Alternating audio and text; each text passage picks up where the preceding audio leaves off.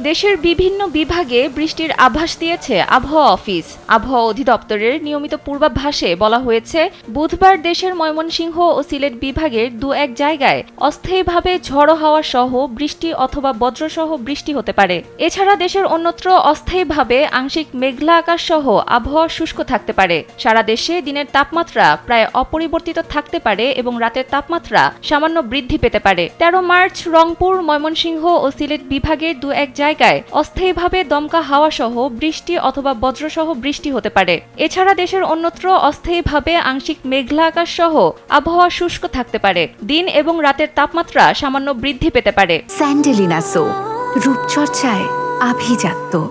14 March Sylhet বিভাগের দু-এক জায়গায় অস্থায়ীভাবে দমকা হাওয়া সহ বৃষ্টি অথবা বজ্রসহ বৃষ্টি হতে পারে। এছাড়া দেশের অন্যত্র অস্থায়ীভাবে আংশিক মেঘলা আকাশ সহ আবহাওয়া শুষ্ক থাকতে পারে। আবহাওয়াবিদ জানিয়েছেন, বৃষ্টির আভাস থাকলেও তাপমাত্রা বৃদ্ধি পাবে। এতে গরম বাড়বে। আগামী সপ্তাহের শুরু থেকে বৃষ্টি কমতে পারে।